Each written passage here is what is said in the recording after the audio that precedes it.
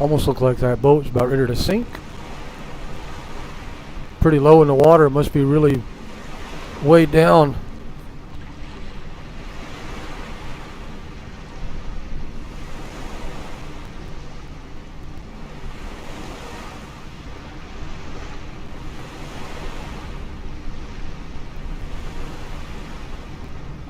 I don't know if I'm broadcasting on YouTube or on Facebook again.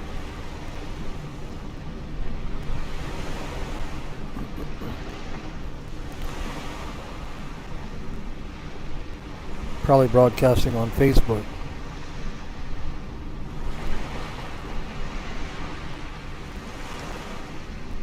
Well, maybe not. Just not seeing it on YouTube yet.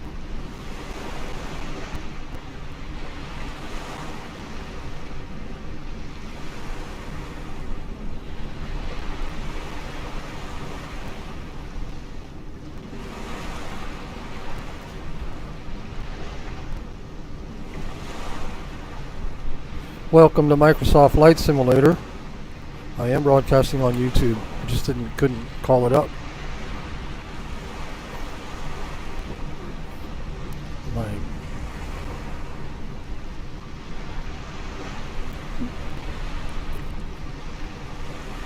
Trying to get my tablet to work here. Anyway, here we are. We are in a Cessna 172 and we are going to fly from Hoquiam, Washington to Tillamook, Oregon, or some people would say Oregon. So I already set the altimeter. The altimeter is 3007. Now what I want to do, looking at Sky Vector here, I set up the flight plan right here.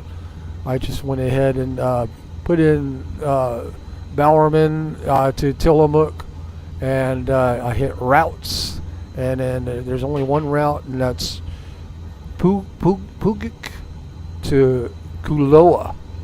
And so we go to Puget and into, this is a waypoint over Astoria, and into Kuloa onto Tillamook. So let's go ahead and build that on the Garmin. And so we will go ahead and the flight plan here en route here, we'll push that, bring that up here, small one there, small one again, and then again that's Puget, P-U, Papa, Uniform, Golf, India, Charlie. So that's Papa, Uniform, Golf, India, Charlie. And then we'll go ahead and press enter. And the next one, we're not going to go to 22,929 feet, that's for sure. The next one is Kuloa. And then so I could go, you know, rotate each one, Kuloa, and then, but I'm not. I'm just going to go ahead and use the keyboard, Kuloa, and take the keyboard off, and then press enter, and we are going to fly. I'm going to go ahead and go to the altitude there. We're just going to fly about 4,000 feet, mostly over water, not over very much mountainside or anything. So I'm just going to set it for 4,000. And when I hit this one here, it'll populate that one, and it'll actually populate all of them. And now the Tillamook runway look at the elevation for that runway. And the elevation, we're going to be doing the RNAV 13 approach.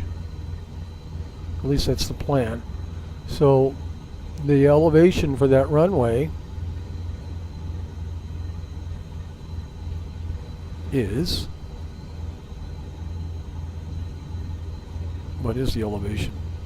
Touchdown zone 31, elevation 39. So we'll just go ahead and end this flight plan.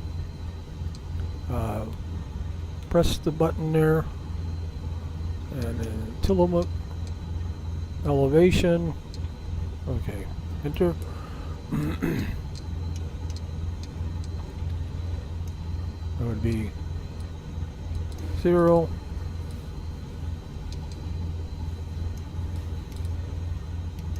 Three, 9, enter, and then that should do it. Let's look at our flight plan real quick. So we got a lot of weather here off the coast. This is live weather. I did back up the time a little bit, or did I? Let me back up the time. I wanted to back up the time to about 5 o'clock.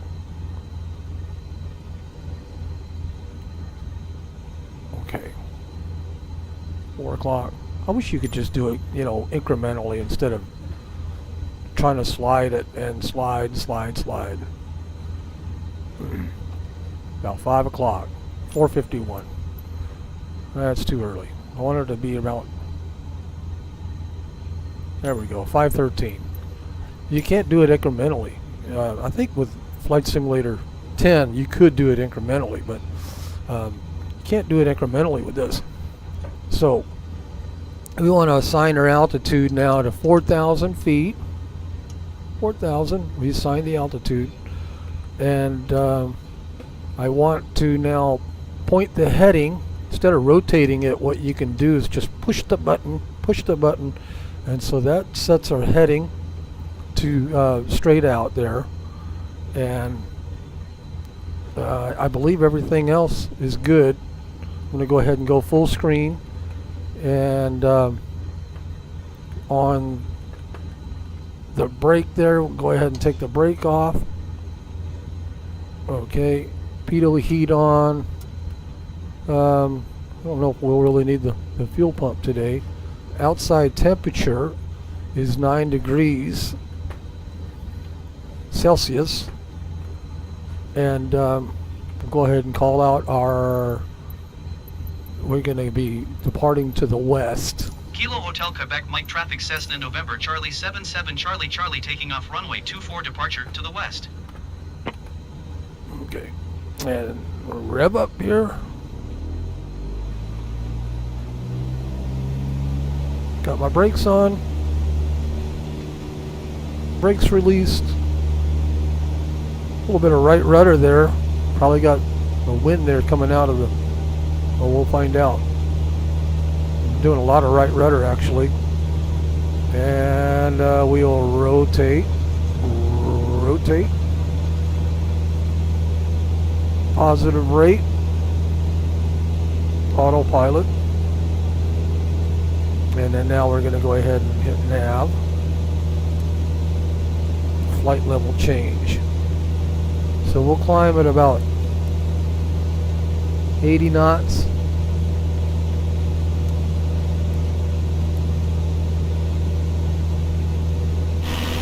And we are on our way.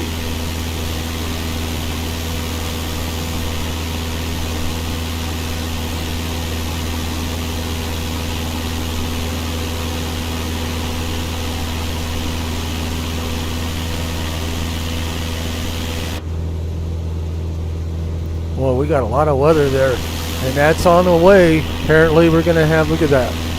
We got probably more rain on the way for tomorrow. But I don't think we'll have to worry about any of this weather going to Tillamook. So this is live weather. Again, I backed up the time just a little bit.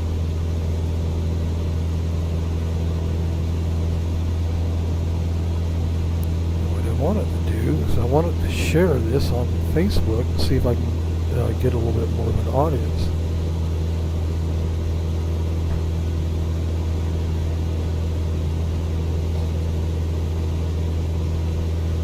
Post that on Facebook. Maybe we'll get a little bit of an audience. This is episode 2. Welcome to episode 2 of Microsoft Flight Simulator.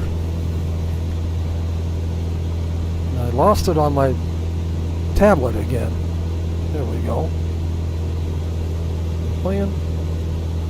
We live.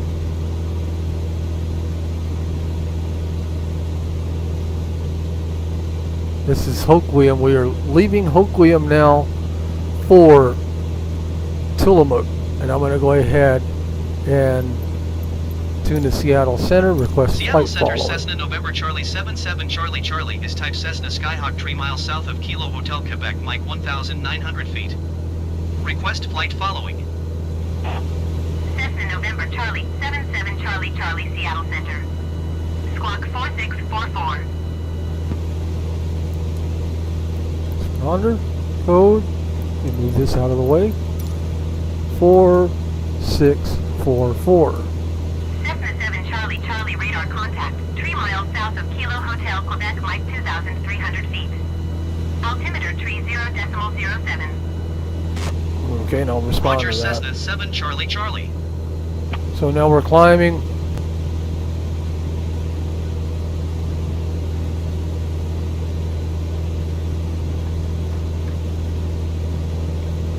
Now going to back off a little bit on our mixture there, and our RPM a little bit. We should have plenty of fuel to, going to Tillamook. Here on flight level change at about we'll bring it up to about 85 knots. Steady 85 knots, and that brings us to about a 7-degree climb. I guess the ideal climb would be at about 70, but then that would bring us quite a bit higher on our climb, on our ascent rate. I'm thinking about 550, 600 is good. So flaps are up. I don't have any flaps. We took off without flaps. And look at that weather. So weather is on its way. I don't know how quickly this is moving in, but this is real-time weather, and you can see that's pretty thick. So hopefully we'll get to Tillamook before this weather moves in.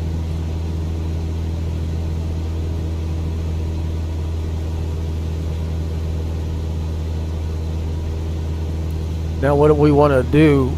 We're just about up to 4,000 feet. I wanted to get us to our cruise, and once we get to our cruise, I'm going to set up for our RNAV. Again, let's go ahead and look at this real quick. We have an RNAV, runway 13. And so what we're going to do is we're going to be coming in at about 4,500 feet to Touge. So what I'm going to do now is I'm going to go ahead and actually increase it. Since it's 4,500, I'm going to increase our altitude to 4,500, 500 more feet, and we'll go ahead and do again flight level change. Bring that back down to about 80, 85. That'll work. Again, I'm an amateur. I am not a real pilot. I just like to.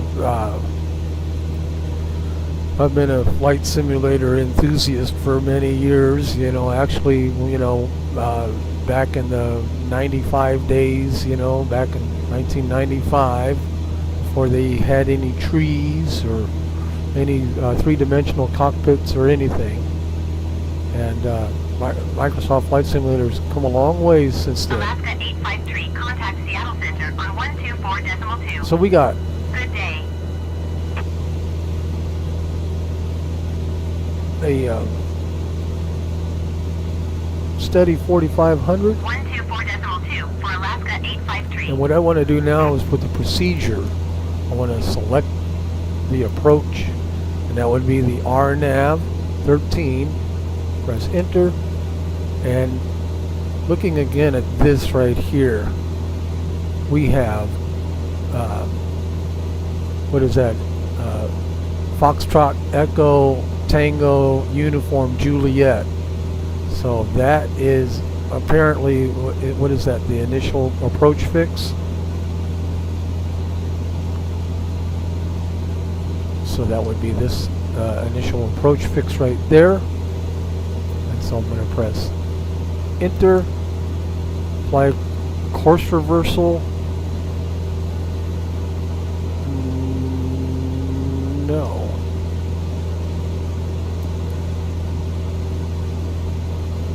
Okay.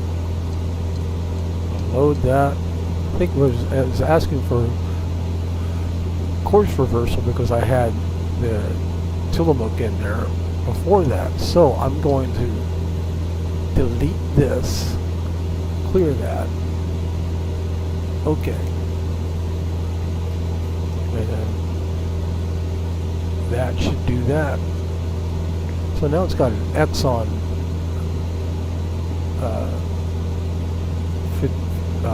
Fatuge.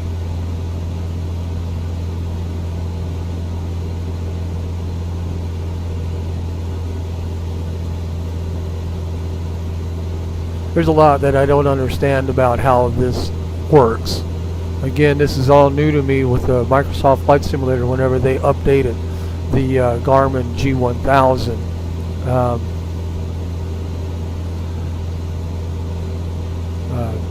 There's a lot that I don't understand.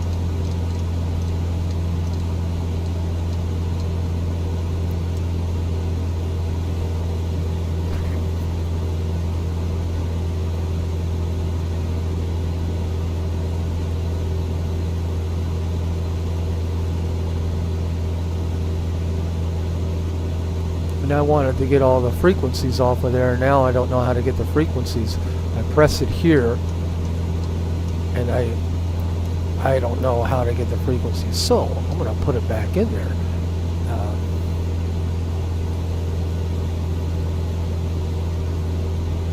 KTMK.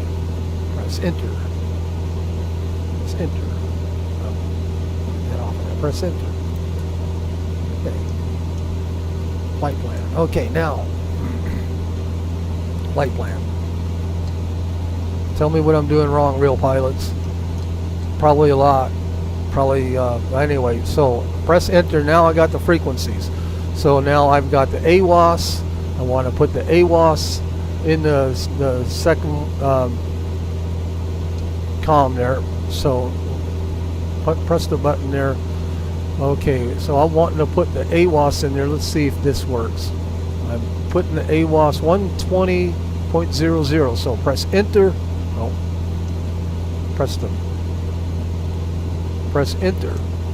Did I put it in there? Yes. Okay. Activate that.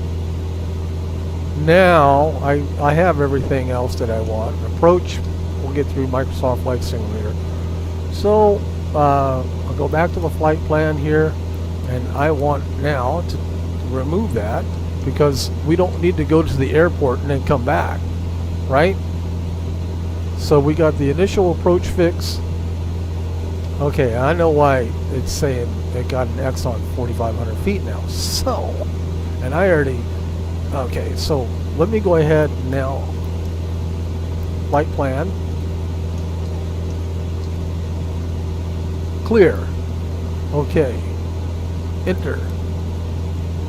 The reason why it has an X on 4,500 is because I have assigned 4,000. So we'll bring this over to make that 4,500. 500. Press enter. And flight plan. Anyway, I had something pop up from my mail. I need to get that off of there. I don't need notifications. Anyway, so we are now about ready to fly over Long Beach. Long Beach, not California, but Long Beach, Washington. And I was asking Google earlier today if Long Beach, Washington is the longest beach in the world. And I'm going to ask again, see if we can hear. Is Long Beach, Washington the longest beach in the world? According to Explore Washington State, while technically true, Long Beach is actually the world's longest drivable beach, the longest beach on a peninsula, and the longest beach in the United States, but it takes third place when it comes to the longest beaches in the world. I don't believe that. Well, anyway, they say that it's the longest drivable beach in the Long Beach Peninsula. According to Wikipedia, it's the Long Beach Peninsula is an arm of land on the southern coast of the state of Washington in the United States. Entirely within Pacific County, it is bounded on the west by Pacific Ocean, the south by the Columbia River, and east by Walapa Bay. So they say that it's the longest beach, drivable beach in the world. So now we're at 4,500, looking again at my flight plan before we go exploring. I have a top of descent there. Flight plan right there. Now I want to go ahead and assign my altitude to 2,800. 2,800. And then vertical navigation. So we should start descending. I guess to the top of descent right there. That would be between Foxtrot, Echo, Tango, Uniform, Juliet. Our initial approach fix to our final approach fix. Right? So anyway, let's go exploring a little bit. I wanted to. The plane is flying just fine. I don't think I have anything to worry about. Probably a little, back off on my RPM just a little bit. My mixture is good. What I wanted to do is I wanted to go exploring a little bit with our drone and check out the longest beach in the world. Me and my wife, we actually went to Long Beach, and it's quite a drive. I mean, we didn't drive along the beach the whole way, but even just driving to the into the peninsula, I guess you can call this, it's quite a drive. And so this is Long Beach right here. I don't know if we're going to see if Microsoft Flight Simulator put any cars in there or not. But I'm flying with my drone right now over Long Beach. You can see there's a golf resort right there. I think it's a golf resort. There's some neighborhoods right here. I tell you, we were whenever we were driving, because it is quite a drive going all the way to the end. It would be quite a commute going to like a grocery store or something, or having to work or whatever. I don't know what there's a big tourist industry. There's when you get to the town there, of course there's a big tourist area.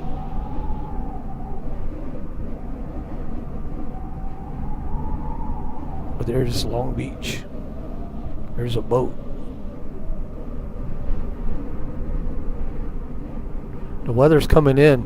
Well, it's really coming in, I think, quicker than what I anticipated. This is probably the tourist area right here. Hotels and whatnot. This isn't photogrammetry. This is Black Shark AI, but real satellite data. And there's more of a beach over here, but that's Long Beach, Washington. It's pretty long, but Google tells me now that it's not the longest in the world. Well, that's not what they say at Long Beach. They even have signs that say it's the longest beach in the world. So I don't know, Google. You might want to check your facts. Cessna 7 Charlie Charlie contact Seattle Center on 124.2. Good day. 124.2 Cessna 7 Charlie Charlie. Good day. Seattle Center Cessna November Charlie 77 Charlie Charlie 4,500 feet. Cessna November Charlie 77 Charlie Charlie Seattle Center altimeter 30.05. Continue as planned. And then that would be, bring that down just a little bit. So yeah, the pressure is starting to drop. And when we get to Tillamook, what we're going to be doing is, of course, the RNAV approach. We're going to be using our computer or GPS, onboard GPS, to guide us in.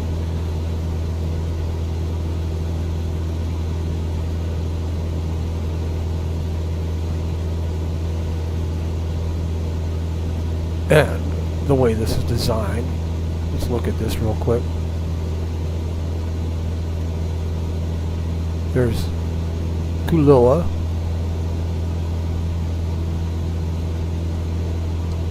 and then there's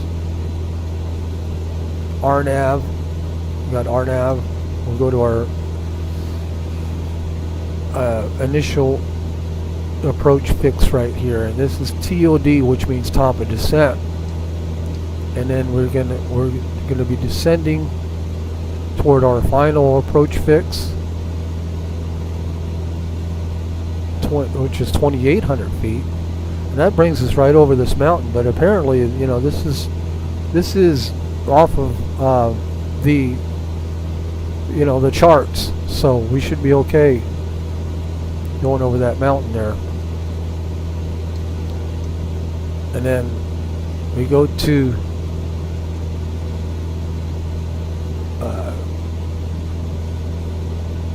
this fix right here, and then this right here, I believe, is the missed approach, going to here and then circling there. Destination Tillamook. If you ever get a chance going to Tillamook, there is a cheese factory there, and there's also an air museum there. And Microsoft Flight Simulator on the map there actually had that as one of the viewpoints there. And so maybe we'll see that whenever we land.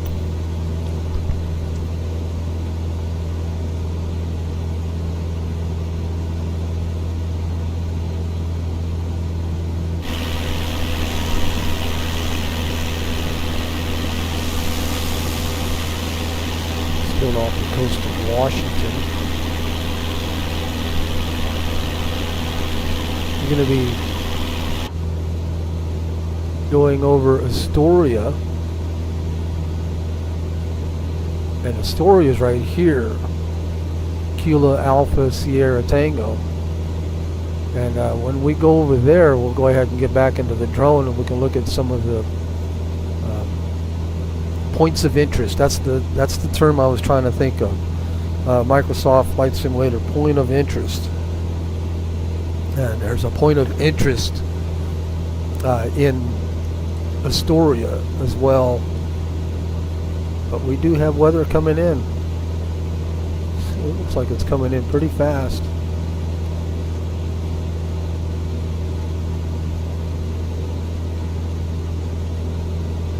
Pacific Ocean.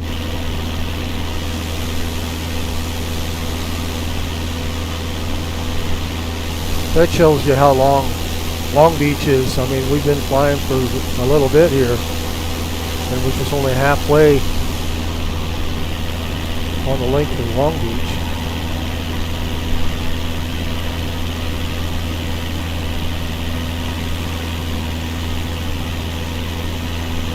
Clouds are coming in.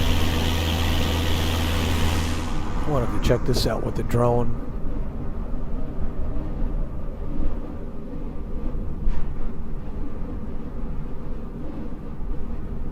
Curious as to what that is.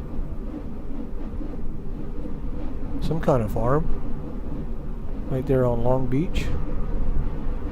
There's an ocean side, and then there's a non-ocean side. If you had a house, which side would you prefer, the ocean side or the non-ocean side? This would be facing the sunrise,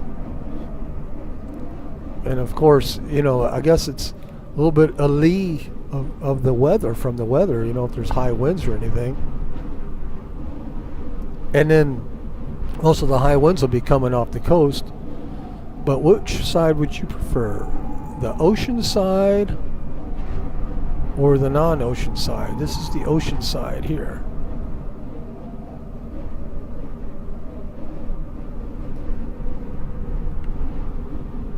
I tell you what though, on the Pacific Ocean here in Washington, there are a lot of gray days. Is that a ship out there? Right over here, you can, almost looks like a ship.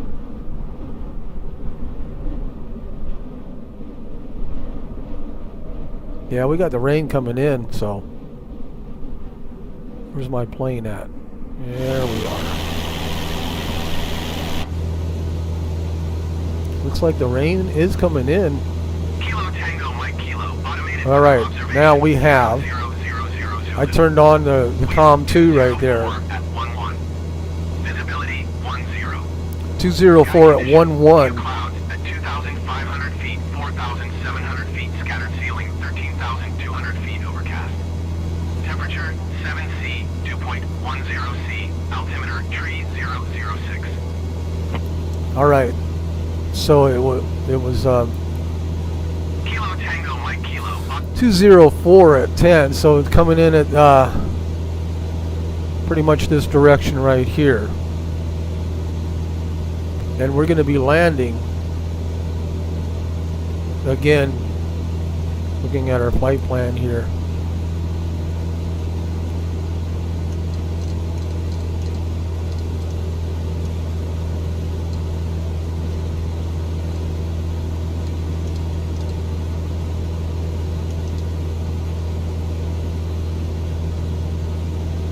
Runway 13, so 113. If the wind's coming in, and we'll have a little bit of a crosswind, a little bit. Wind's coming in from this direction, pretty much how it is right now. And then 113 is the runway that we're landing at.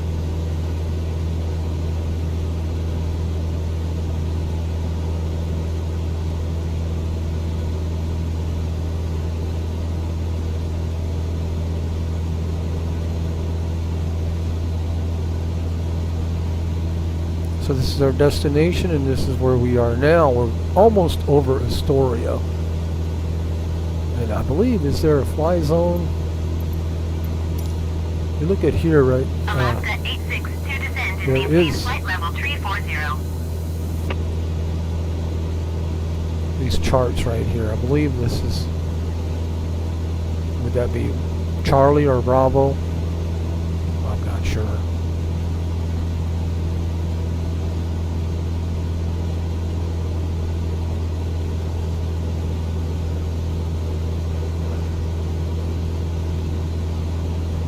Alaska 862 descend and maintain flight level 340.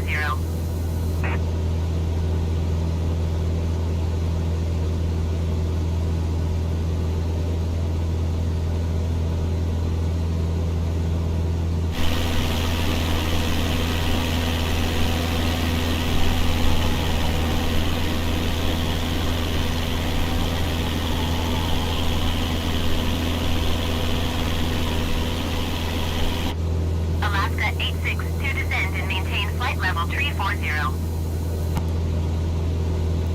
That's 7 Whiskey 1, that's below us. The runway there, that's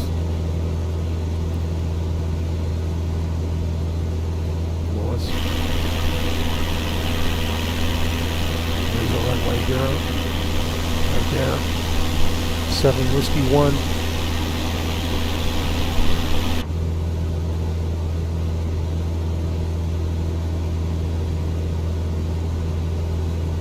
I am running into some ice.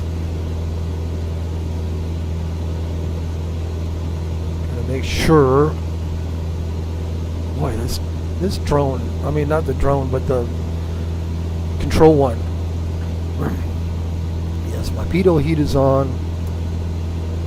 F.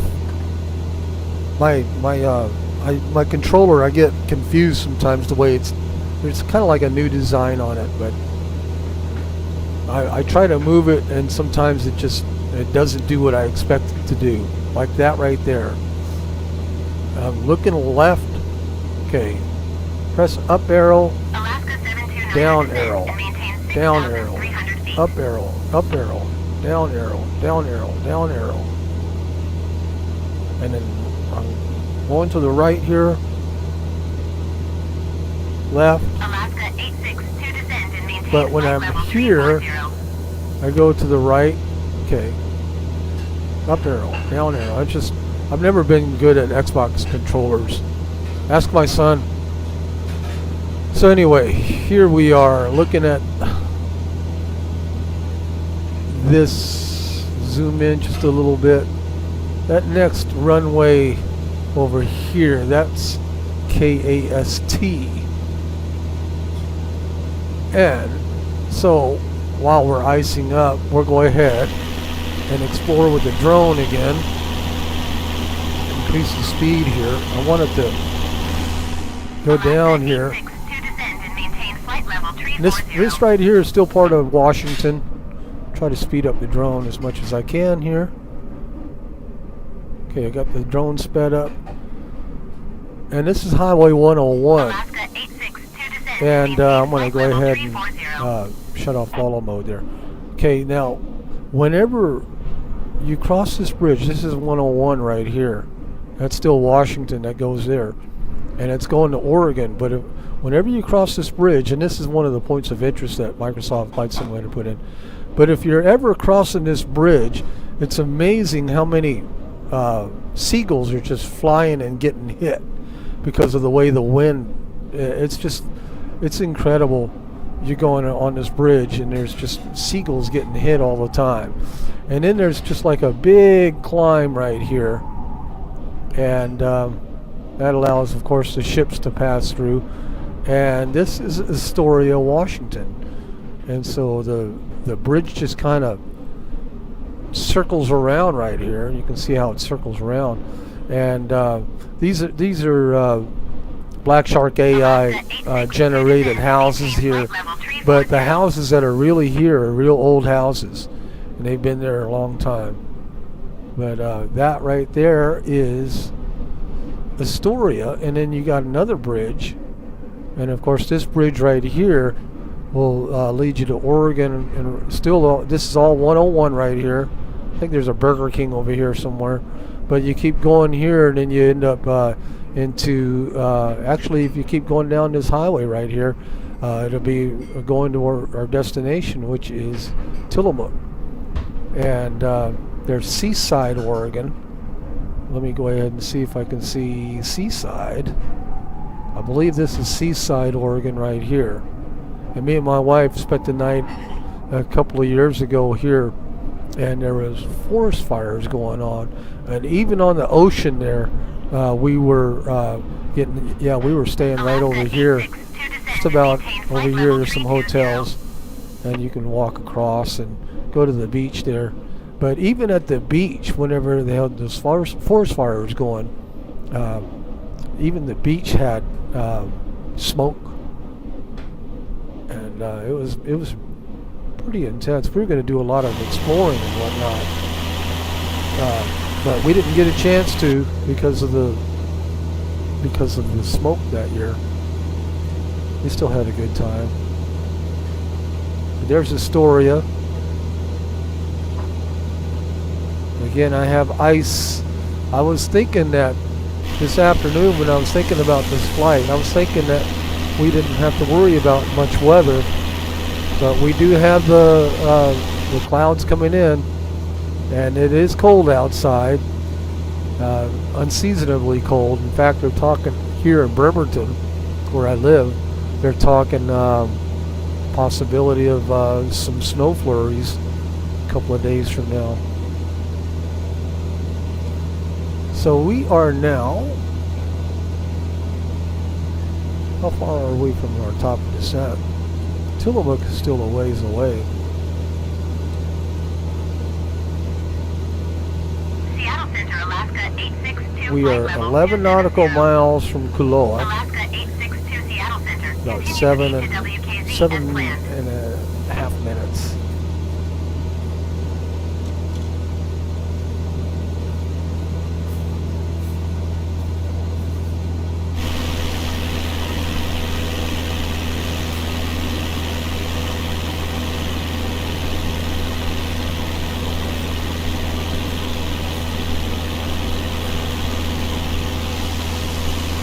There's the other bridge.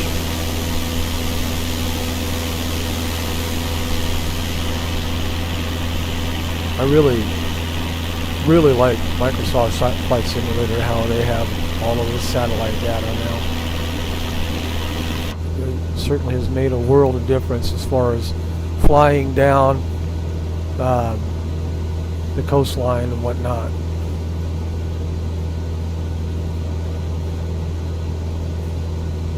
Now we are over Oregon. That's, of course, the airport right there. See the airport. Astoria.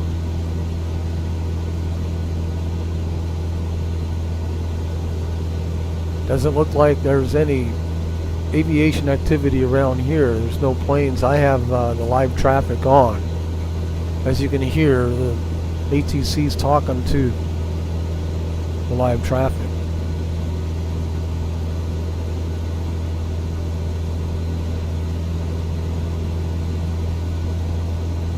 Again, I'm not a pilot, obviously. Still learning the navigation techniques with the Garmin G1000. But I guarantee you, if I were a pilot, I would definitely have one of these. I would have this system. I'd have a glass cockpit. They have still the old instruments, older style instruments on there as a backup. And you know, in real life, whenever you have the altimeter setting, you would set the altimeter here, but you would also set it there, altimeter calibration there. And go ahead and press B on the keyboard, and that sets both of them.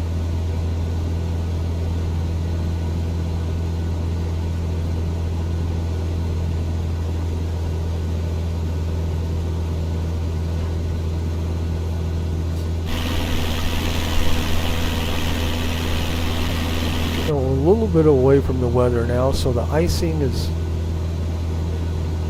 not much of a concern at this point.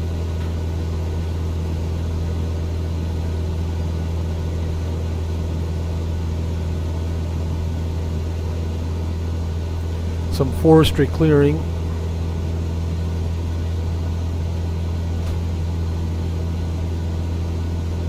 Logging roads down there.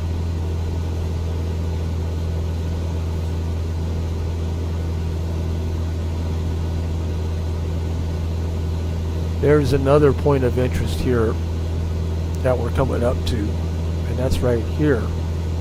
And it's called Haystack Rock. Right now we're flying over Seaside, Oregon. Good place to vacation. There is an airport too at Seaside right here.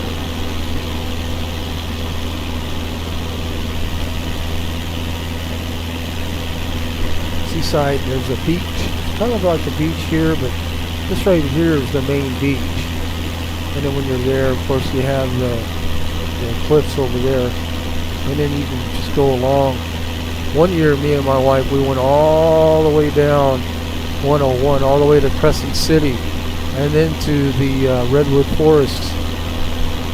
And another year, we go down to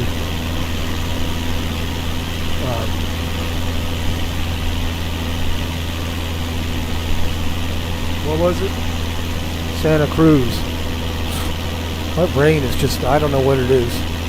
I just have a hard time thinking about things lately. It's just remembering things, remembering names. Hope it's not anything bad.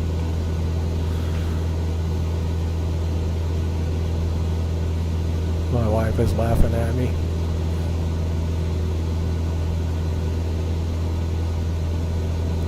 In a minute, we're gonna. Those clouds are moving in. I tell you what, that weather, it moves in pretty fast. Look at it right here.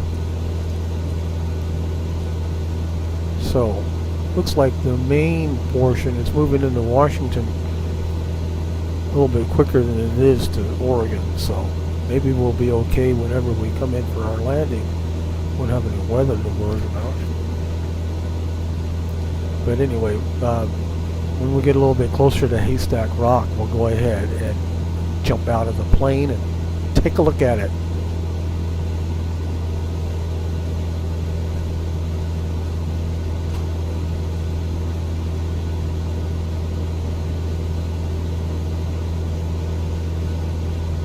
Flaps are up. I guess I can turn on some heat, right? I don't know what that is. Maybe that's glove compartment, I guess. Looks like a glove compartment. There's a hose down there. Rudder pedals. Mixture throttle. Alternate air. Don't want to touch that. Pull this and the engine goes off. This is a fuel selector. It's selected for both. I don't know if in real life they'd switch between the two tanks or not. This is for the left tank, that's for the right tank. But we got plenty of fuel. We only have just a few more, probably about a half an hour maybe left remaining. We're about ready to get to our waypoint here. We should, yeah, I am icing up again a little bit right here. Yeah, there's some more ice. Run into these clouds here.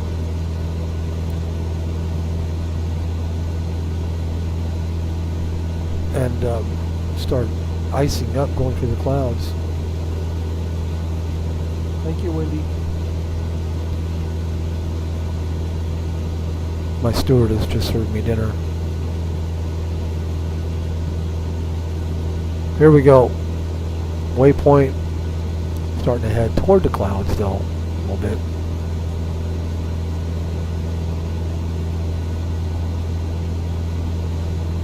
Okay, so our next one is 22, and that'll be the initial approach fence, and then that should be where we start descending. And then the runway, of course, is here, so we'll be descending there. And when we descend, I have my vertical path. I'm going to also, when we hit this waypoint, I'm also going to load my approach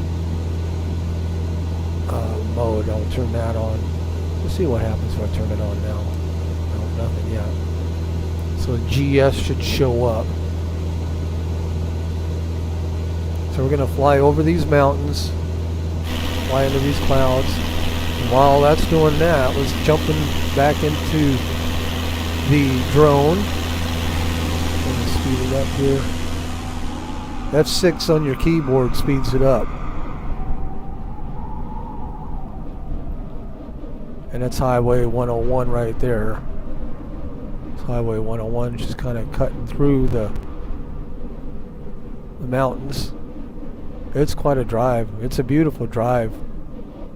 And then going along here, there's Highway 101. That looks like that might be a fish farm or something there. And then a little bit of community here.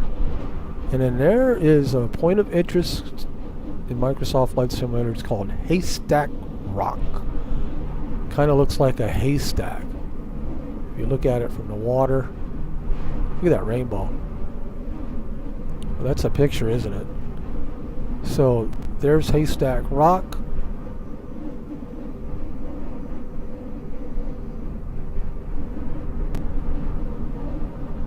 There it is from the beach. Really beautiful in real life, if you ever get a chance.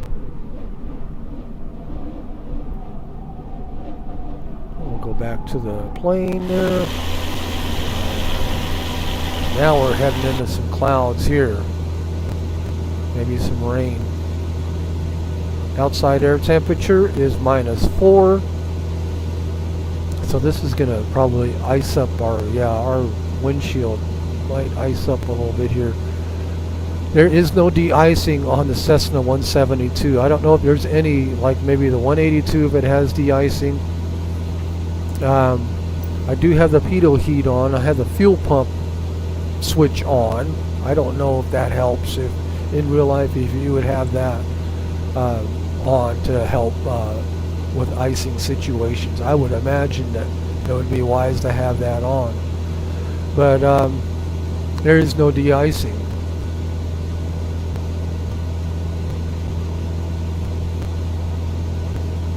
I do have my hot entry, kind of like a defrost, cabin heat pull on. I got that on. And cabin air, got that on. So I would imagine, you know, I don't know if you would, this would be the heat, or this would be the air. Would you have that off? Or is this the fan and this is the heat? I don't know how that works. You know what? I have never been in a Cessna. I've been in a Piper Cherokee. That's the smallest plane I've ever been in. A friend of mine took me up. I've been in a, it looks like some raindrops kind of flying by there. We're going to go over these hills here, and it's probably going to start bouncing around a little bit. But we are at 4,500 feet. It's a good thing that, you know, I looked at that whenever I loaded the flight plan there, and then it said 4,500 feet. I initially set it for 4,000 feet. I bet you that wasn't going to be enough. Because you look at this, I bet you that hills there, those mountains there, are probably over 4,000 feet. So anyway, 4,500 feet, though, obviously is enough. Of course, in real life, you would want to, if you did a flight like this, you would chart it all out. You would have everything set up in advance. But as we go along over this mountain here, we might start bouncing around a little bit.